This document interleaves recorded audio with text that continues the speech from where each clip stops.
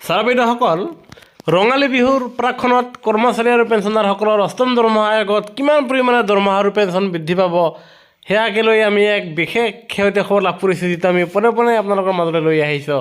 সেয়েহে সকলো ধৰণৰ সকলো বৰ্গৰ সকলো কৰ্মচাৰী আৰু পেঞ্চনাৰসকলৰ কাৰণে এই ভিডিঅ'টো নিশ্চয় যথেষ্ট উপকৃত হ'ব। সেয়েহে ভিডিঅ'টো শেষলৈকে চাব। আনহাতে নতুনকৈ হোৱা ছাৰ বাইদেউসকলে কৰ্মচাৰী পেঞ্চনাৰৰ প্ৰতিটো খবৰে আমাৰ চেনেলটো ছাবস্ক্ৰাইব কৰিবলৈ নাপাহৰিব। এতিয়া আমি আহিছোঁ সেই মেইন খবৰটোলৈ। সেয়া হ'ল অষ্টম দৰমহা আয়োগৰ অধীনত আপোনালোকৰ দৰমহা আৰু পেঞ্চন কিমানকৈ বৃদ্ধি পাব। ছাৰ বাইদেউসকলে এয়া চাওক, আপোনালোকে স্ক্ৰীণত এয়া দেখিবলৈ সক্ষম হৈছে। এয়া হ'ল পে কমিশ্যন, য'ত ইয়াত আছে 15 ফেক্টৰ কিমান শতাংশ দৰমহা বৃদ্ধি হৈছিল আৰু য'ত মিনিমাম পে আপোনালোকৰ কিমান আছিল তাত উল্লেখ কৰা আছে। এয়া চাব, আপোনালোকৰ যি প্ৰথম পে কমিশ্যন সেয়া 46 আৰু 1947 চনত হৈছিলে, য'ত মিনিমাম পে আছিলে মাত্ৰ 55 টকা। ছাৰ বাইদেউসকল, ঠিক তেনেদৰে দ্বিতীয় পে কমিশ্যন দিছিলে 1957 চনৰ পৰা 1959 চন, য'ত আপোনালোকৰ দৰমহা মাত্ৰ বৃদ্ধি হৈছিলে 14% আৰু য'ত আপোনালোকৰ মিনিমাম পে হৈছিলগৈ 80 টকা।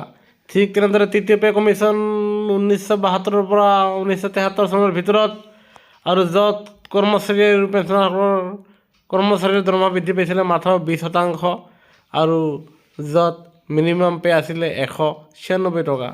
আনহাতে ঠিক তেনেদৰে চতুৰ্থ যি পে কমিশ্যন 1983 চনৰ পৰা 86 চনলৈকে, য'ত দৰমহা বৃদ্ধি পাইছিলে 27% আৰু য'ত মিনিমাম পে হৈছিলগৈ 750 টকা।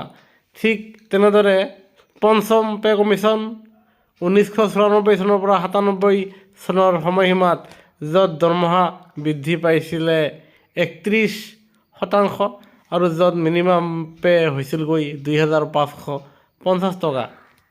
ঠিক তেনেদৰে ষষ্ঠ পে কমিশ্যন 2006 পৰা 2008 চনৰ ভিতৰত, য'ত 15 ফেক্টৰ আছিলেগৈ 1.86, য'ত আপোনাৰ ষষ্ঠ দৰমহা আয়োগৰ অধীনত সৰ্বোচ্চ দৰমহা বৃদ্ধি পাইছিলে। এয়া চাব, 54% দৰমহা বৃদ্ধি হৈছিলে আৰু য'ত মিনিমাম পে হৈছিলগৈ 7,000 টকা।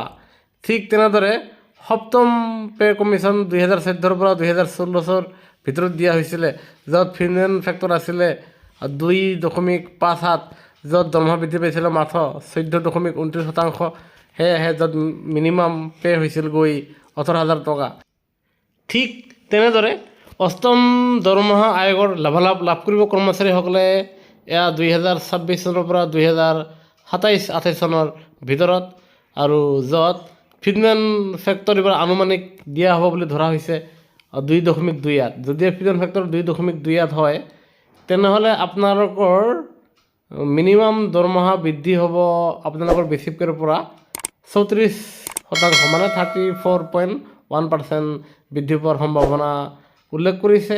আৰু য'ত এইবাৰ মিনিমাম পে হ'বগৈ 18,000 টকাৰ তুলনাত এয়া পোনে পোনে 41,000 টকা হ'ব বুলি এয়া বিভিন্ন মহলে দাবী কৰিছে। আৰু আপোনালোকে জানে যে ইতিমধ্যে পে কমিশ্যনৰ সেই কমিটিখন গঠন কৰি দিছে আৰু 18 মাহৰ সময়সীমা লৈছে, আৰু যাৰ ফলত 2027 আৰম্ভণিৰ বা মাজভাগৰ পৰাই আপোনালোকৰ এইবাৰ দৰমহাত 34% বৃদ্ধি পোৱাৰ সম্ভাৱনা হৈছে, য'ত ন্যূনতম দৰমহা 18,000 টকাৰ পৰা পোনে পোনে 41,000লৈকে বৃদ্ধি পোৱা দেখা যাব, য'ত কৰ্মচাৰী পেঞ্চনাৰসকলে এৰিয়াৰ লাভ কৰিব আৰু আপোনালোকৰ মৰ্গীয়া বনছ আকৌ নতুনকৈ গণনা কৰা হ'ব। আজি আমাৰ কেবিনেটত আমি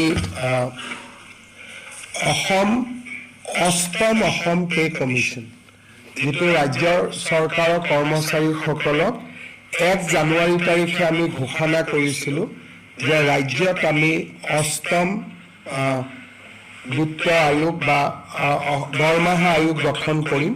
এই অষ্টম দৰমহা আয়োগখনক আজি আমি পূৰ্ণ ৰূপ দিওঁ। অসম চৰকাৰৰ অতিৰিক্ত মুখ্য সচিব অৱসৰপ্ৰাপ্ত সুভাষ দাস ইয়াৰ অধ্যক্ষ হ'ব। গুৱাহাটী ইউনিভাৰ্চিটিৰ অধ্যাপক ৰাতুল মহন্ত ইয়াৰ সদস্য হ'ব। বাকী আমাৰ বিত্ত বিভাগ, পাৰ্চনেল ডিপাৰ্টমেণ্ট, জুডিচিয়েল ডিপাৰ্টমেণ্ট আদি কমিশ্যনাৰসকল এই আমাৰ আয়োগৰ সদস্য হ'ব। ৰাজ্যৰ ৮ম দৰমহা আয়োগ গঠনে আমাৰ কৰ্মচাৰীসকলৰ মাজত নিশ্চিতভাৱে আশাৰ সঞ্চাৰ কৰিব, কাৰণ ভাৰত চৰকাৰৰ সমান্তৰালভাৱে আমি পে কমিশ্যনৰ ক্ষেত্ৰত একেলগে আগুৱাই গৈছোঁ। ভাৰতত এতিয়ালৈকে কোনো ৰাজ্য চৰকাৰে পে কমিশ্যন গঠন কৰা নাই। অসম এই ক্ষেত্ৰত এখন অগ্ৰণী ৰাজ্য হিচাপে স্বীকৃত হ'ব। কৃষ্ণগুৰু আধ্যাত্মিক বিশ্ববিদ্যালয়ৰ কাৰণে আজি আমি সৰ্থেবাৰীত ১০০ বিঘা মাটিৰ আবণ্টন দিওঁ। তাৰোপৰি জৱাহাৰ নৱোদয় বিদ্যালয় স্থাপনৰ বাবে শোণিতপুৰ জিলা, চৰাইদেউ জিলা আৰু কামৰূপ মেট্ৰ' জিলাৰ চন্দ্ৰপুৰত আজি আমি ভূমি আবণ্টন দিওঁ। খালি আজি কেবিনেটৰ যিটো সিদ্ধান্ত যে case has been transferred to ministry of home affairs for further inquiry and investigation. Assam government had constituted one SIT to inquire alleged anti-India conspiracy of Ali Tokir Sheikh in connivance of a British citizen, Elizabeth Colburn Gogoi. The case has been investigated and sensitive information material has been obtained from various sources by the Special Investigation Team. However, the SIT has given a clear report that beyond a point, it may not be possible for SIT to continue with the investigation because it requires help from Interpol. It requires many sensitive information from Government of India as well as from Parliament.